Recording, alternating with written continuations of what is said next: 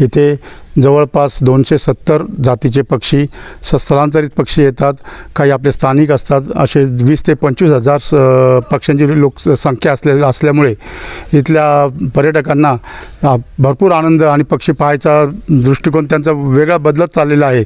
आणि त्याप्रमाणे इथे जवळपास दरवर्षी 25,000 पक्षी येऊन आणि त्यामध्ये पर्यटकांना पाहण्यासाठी खूप सुविधा उपलब्ध केलेल्या आहेत। ते स्थानिक ठिकाणी काही ठिकाणी आम्ही टॉवर टाकलेले आहेत, काही ठिकाणी त्यांना बघण्यासाठी काही असे मंच वगैरे बांधलेले आहेत। हे असून आणि इथे सुखसोयी ह्या सगळ्या शासनाच्या मार्फत आम्ही करत आलेलो आहोत। आणि यासाठी बरेच पर्यटकांचे आम्हाला कंप्लीट त्यांचे रिस्पॉन्स चांगल्या प्रकारे रिस्पॉन्स येत आहेत। आणि त्यामध्ये आम्हालासुद्धा नवीन काही करण्याची चालना इथून मिळत असते आम्हाला।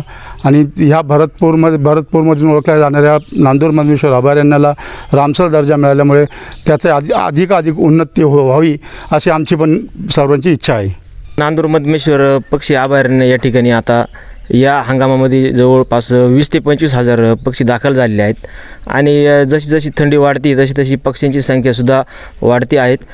Europe, Siberia, Russia, China, Mongolia या ठिकाणावरून पक्षी आपल्याकडं स्थलांतरित आता झालेले आहेत। आणि डक्सच्या पण बऱ्याचशा स्पेसीस आपल्याकडे आता दिसत आहेत।